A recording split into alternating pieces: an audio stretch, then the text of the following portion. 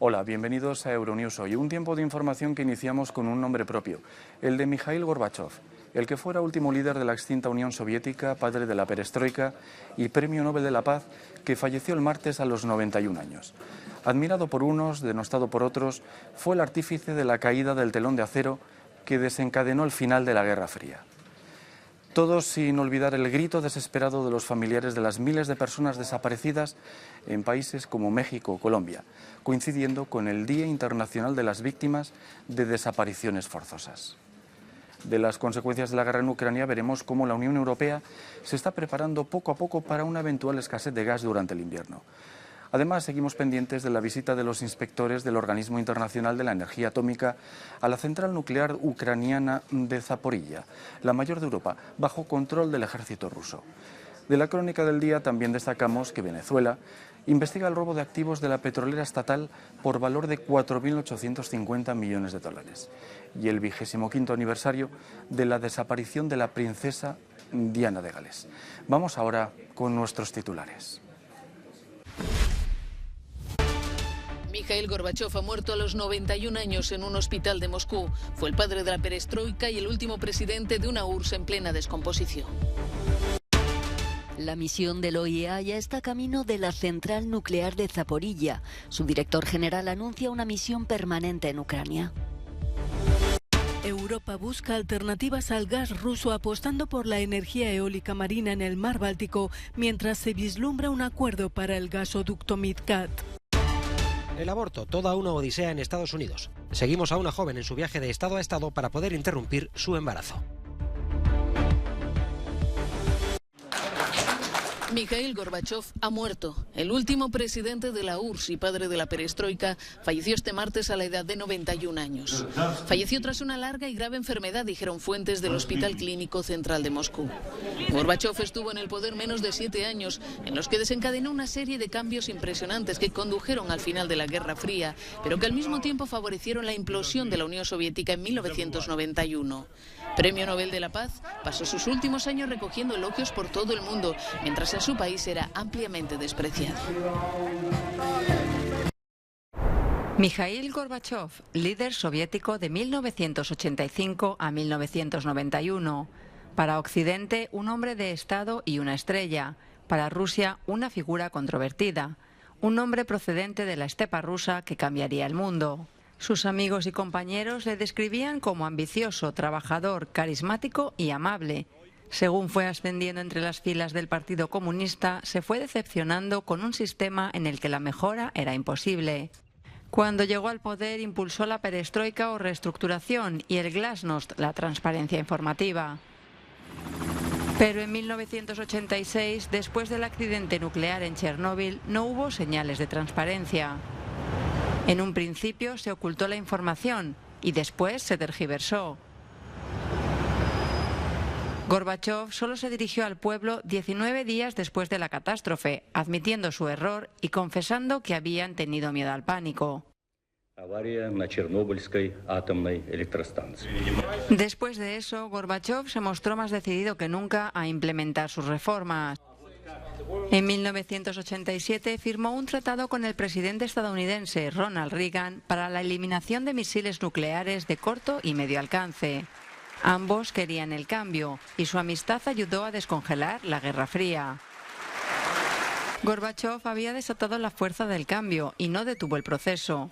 Evitó un baño de sangre al no intervenir cuando en 1989 y después de un mes de protestas cayó el muro de Berlín, símbolo de la división entre Oriente y Occidente. Pero su permisividad no se extendió a los estados bálticos. En enero de 1991, las tropas soviéticas abortaron el intento de independencia de Lituania. 13 civiles murieron en los enfrentamientos. En agosto de 1991, algunos miembros de la línea dura del Partido Comunista intentaron un golpe de Estado. Fueron derrotados por la resistencia civil y por el presidente de la República Soviética de Rusia, Boris Yeltsin. Gorbachev, que había sido retenido en su casa de Crimea, regresó a Moscú. El golpe de Estado había fracasado, pero marcó el principio del fin. Gorbachev renunciaba en diciembre de 1991 y pocos días después la Unión Soviética dejó de existir. Las reformas de Gorbachev aceleraron el final de la Unión Soviética. Recordado en el mundo por ser el hombre que finalizó la Guerra Fría pacíficamente, fue condecorado con el Premio Nobel de la Paz en 1990. ¿Y qué dijo Gorbachov de él mismo? Algunas personas ven a Gorbachov como un hombre de carácter suave, no fuerte. ¿No es interesante que ese hombre realizara tantos cambios durante 6 años? Tomé la decisión correcta. Si volviera al pasado, volvería a tomar la misma decisión, pero sin cometer los errores que cometí. El OIEA está listo para establecer una misión permanente en Ucrania. Lo ha dicho su director general Rafael Grossi desde Kiev justo antes de poner rumbo a la central nuclear de Zaporilla. Su equipo procederá a su inspección tras meses de inquietud por los constantes ataques en la zona.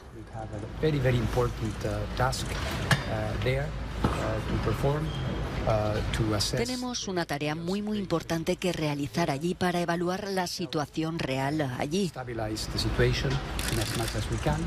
Para ayudar a estabilizar la situación tanto como podamos, y soy muy consciente de la relevancia de este momento, pero estamos listos. El OIEA está listo.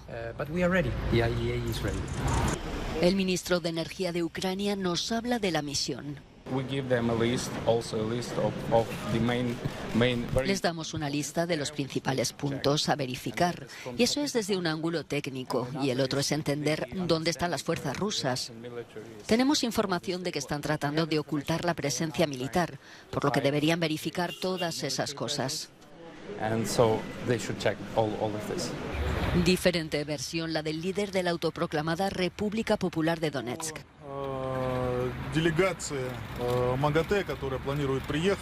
La delegación del OIEA que tiene previsto venir tiene garantías de seguridad de las fuerzas aliadas y de la Federación Rusa. Se tomarán todas las medidas necesarias para garantizar esa seguridad. Pero me gustaría enfatizar que en este momento el régimen ucraniano está loco y no se puede descartar nada. La central nuclear de Zaporilla, la mayor de Europa, está en manos rusas desde principios de marzo. Desde hace meses, Kiev y Moscú se acusan mutuamente de llevar a cabo ataques en sus inmediaciones.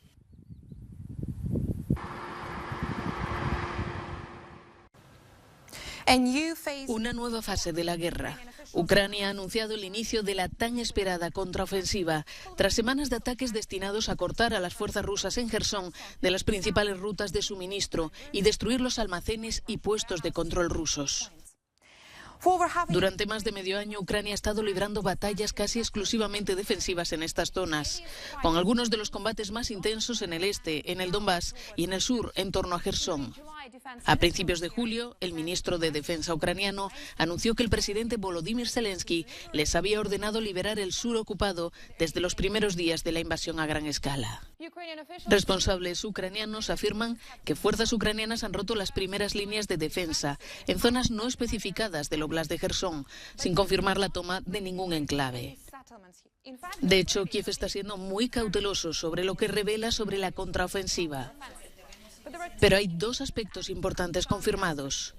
El primero, que esta no es una batalla por Jersón, sino una batalla por el sur de Ucrania. La portavoz del Comando Sur, Natalia Humeniuk, dijo que habían comenzado acciones ofensivas en varias direcciones, incluida la región de Jersón. Y el segundo aspecto es que llevará tiempo. Un alto asesor del presidente ucraniano, Oleksiy Arestovich, ha dicho, y citamos sus palabras, que esta es una operación lenta, planificada para machacar al enemigo. Este proceso no será muy rápido, pero terminará con la bandera ucraniana izada sobre toda Ucrania. En Europa surgen nuevas iniciativas para limitar la dependencia del gas ruso. Los países del Mar Báltico han anunciado que multiplicarán por 7 la energía eólica marina de aquí a 2030 como forma de liberar el norte de Europa de su dependencia del gas ruso. El intento de Putin de chantajearnos con los combustibles fósiles está fracasando. Estamos acelerando la transición verde, optando por una energía renovable, limpia, económica y de producción propia, declaraba Ursula von der Leyen en Dinamarca.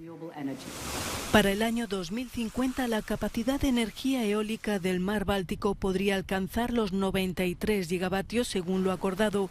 Además, la UE quiere reformar el mercado de la electricidad para desacoplar los precios del gas de los de la energía eléctrica. Mientras en Alemania, Pedro Sánchez y Olaf Scholz mostraban su acuerdo en torno al gasoducto MidCat que debería unir la península ibérica con Francia a través de los Pirineos.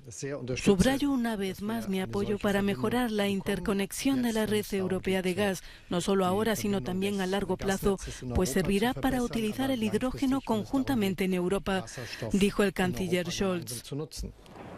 La Unión Europea preconiza una reducción del consumo energético de al menos un 15%. En Francia, Gazprom ha anunciado que cortará el suministro a la compañía de gas natural Engie a partir del 1 de septiembre por no pagar en rublos. Debemos consumir menos energía en casa, en los transportes, los comercios, las empresas y las administraciones. Hay que asumir un compromiso colectivo para reducir el consumo energético, declaraba el ministro de Economía y Finanzas, Bruno Le Maire. Aún así, Francia podría afrontar la factura del gas mejor que otros países de la UE, gracias a que el 77% de su electricidad procede de reactores nucleares. El ahorro y la sobriedad en el consumo de energía es la consigna general en Europa ante la amenaza este invierno de que Rusia cierre el grifo del gas. La pequeña localidad de Ribadavia, en Orense, Galicia, es estos días el perfecto ejemplo de las consecuencias de la sequía en España. Aquí, muchas pequeñas empresas hacen malabares cada día para poder trabajar respetando las restricciones de consumo de agua existentes. Inma, peluquera, no tiene otro remedio que recurrir al agua embotellada. El agua nos la dan de 1 a 3 y de 8:30 a 11, entonces jornada laboral 0. Y eso nos arreglamos como podemos. Situación muy similar para Felipe, el panadero, o para José Manuel, dueño del bar, que a falta de agua corriente tienen que servirse del de las fuentes para realizar sus respectivos trabajos. Primera vez que en Ribadavia pasa esto, la seca o lo que quieran llamarle, pero nunca hubo tan poca agua como este año. Y habiendo el Miño y el Avia. En efecto, por Ribadavia pasan hasta 3 ríos, si bien aquel del que normalmente se abastecen, el arroyo Maquians, está ahora mismo seco y los cortes duran casi todo el día. El ayuntamiento ha puesto depósitos de agua en las calles, transportando el preciado líquido en camiones cisterna, mientras se trabaja en una nueva captación. A la espera de que esta sea un hecho, toca seguir tratando al agua como lo que es, un bien muy preciado. La sensación de estar siendo vigilados ha venido en aumento en todo el mundo, sobre todo con el avance de la tecnología. Y es debido precisamente a la inteligencia artificial que la Administración Fiscal en Francia ha podido registrar la existencia de piscinas no declaradas con el uso de imágenes satelitales. Podemos ver en esta fotografía aérea que junto a esta casa hay una piscina.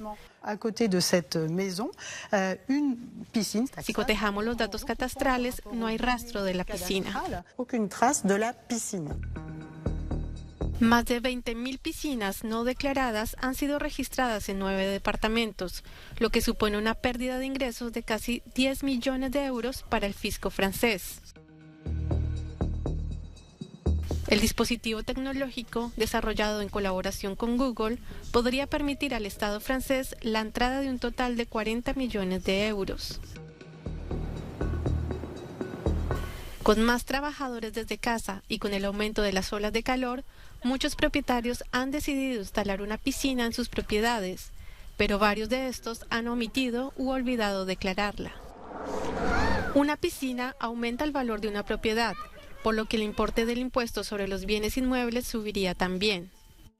Con el tiempo, esta vigilancia digital será aún más invasiva y revisará también las ampliaciones como los cobertizos de jardín y las terrazas. Calles aparentemente tranquilas en Bagdad tras 2 días de disturbios que han causado al menos 35 muertos y 500 heridos. Las autoridades de Irak han levantado el toque de queda después de que los seguidores del clérigo chií Muqtada al-Sadr abandonaran sus protestas, comenzadas el lunes después de que el propio líder religioso anunciara su retirada definitiva de la política. Me entristece lo que está ocurriendo y pido disculpas a los iraquíes, ha dicho al-Sadr a un país sumido en una profunda crisis política y social, con los poderes legislativo y judicial inoperativos y un gobierno en funciones. El propio presidente iraquí Barham Saleh ha pedido consenso a todas las fuerzas políticas para organizar elecciones anticipadas. Son, ha dicho, una salida posible a una parálisis asfixiante que amenaza con nuevos enfrentamientos. Los sangrientos disturbios involucraron a seguidores y opositores de al-Sadr y aparentemente también a fuerzas de seguridad del Estado. Mientras los funerales de las víctimas se suceden, el gobierno interino ha prometido investigar los hechos. Venezuela investiga un megafraude de cerca de 5.000 millones de dólares en la estatal petrolera. El gobierno responsabiliza al exministro de Energía y Petróleo Rafael Ramírez, cercano al fallecido presidente Hugo Chávez y quien rompió con su sucesor Nicolás Maduro. Ramírez se enfrenta a varias investigaciones por corrupción desde 2017. El actual ministro de Petróleo le acusa de robar 4.850 millones de dólares a través de una línea de crédito fraudulenta. Concretamente, Petróleos de Venezuela hizo 28 pagos a 2 fondos en el exterior sin recibir préstamo alguno, según la denuncia presentada ante el Ministerio Público. Se trata de un fraude y permítame calificarlo como un mega fraude, un mega robo, orquestado directamente por Rafael Ramírez. El gobierno venezolano ha pedido a la Fiscalía que tramite una orden de captura internacional contra Ramírez. Este huyó a Italia tras romper con Maduro, a quien acusa de arruinar la otrora próspera industria petrolera de Venezuela y abandonar los ideales socialistas de Chávez. Hace 2 años, el Supremo venezolano solicitó a Italia su extradición, pero fue rechazada. Ramírez dijo entonces que Caracas preparaba un complot en su contra. Cuando Mónica Eberhard, de 23 años y madre de 3 hijos, se enteró de que estaba de nuevo embarazada, decidió que el aborto era la mejor opción. Pero llevarlo a cabo no iba a ser una tarea sencilla. Mónica vive en Ohio, y en este estado, tras la controvertida anulación por parte del Tribunal Supremo del caso Roe contra Wade, no se permite abortar pasadas las 6 semanas. Mónica, no obstante, lo tenía claro. Tengo que hacerlo, no puedo esperar. He puesto todo en espera solo para conseguir tener controlado este asunto. Y no puedo, absolutamente no puedo permitirme otro bebé, ya sea financiera o mentalmente hablando. Por esa razón, Mónica decidió viajar 200 kilómetros hasta Indianápolis, Indiana, donde los abortos están permitidos hasta las 13 semanas de embarazo. Por ahora, los legisladores de este estado aprobaron recientemente la prohibición de casi todos los abortos. Mónica llegó a tiempo, antes de que la ley entrara en vigor, y no fue la única. Hemos atendido a pacientes de todo el país, confirma desde la clínica Women's Med de Indianápolis la doctora Kathy Mahak, el doble de pacientes que antes. Women's Med se enfrenta irremediablemente a un posible cierre a partir del 15 de septiembre, una vez que la prohibición sea un hecho en Indiana. Su personal asegura que seguirá trabajando hasta entonces para ayudar a tantas pacientes como sea posible. Para mí, como dije, si puedo ayudar a alguien más con mi historia, entonces realmente espero haberlo hecho, explica Mónica, finalizado el proceso. En realidad, no sabía qué demonios iba a hacer con mi situación hasta que vi una historia sobre una chica y me dije, eso es lo que voy a hacer. Mónica, en efecto, lo ha conseguido. Otras muchas no podrán.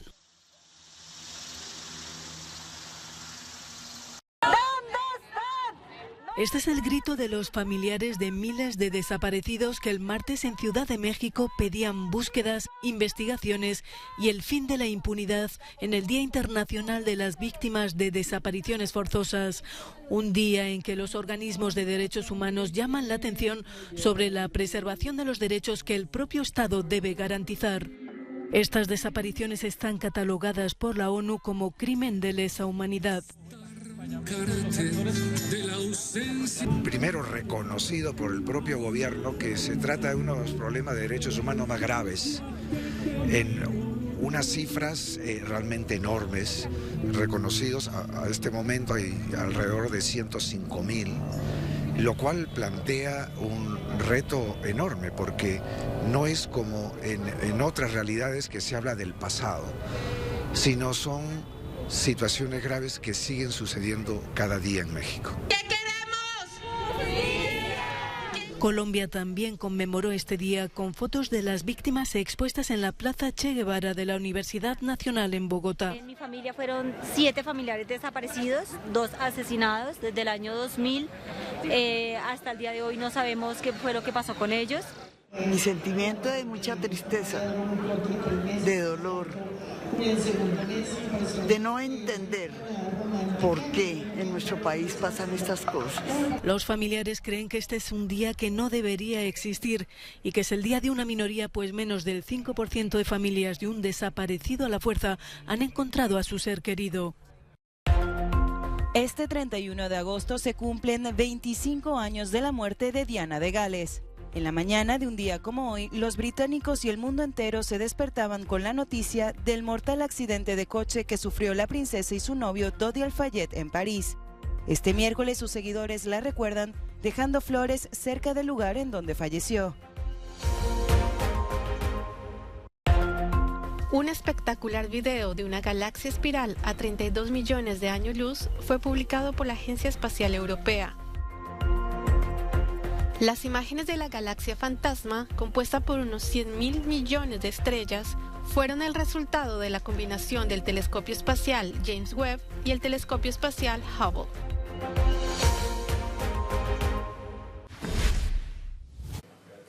Bien, terminamos, no sin antes agradecerles su atención en nombre de todo el equipo que prepara nuestro informativo. Gracias por su atención. Volvemos mañana. No se pierdan ahora las imágenes de la tradicional fiesta de la tomatina en Buñol, en Valencia, en España, que recupera todo su esplendor tras las restricciones por la pandemia del coronavirus.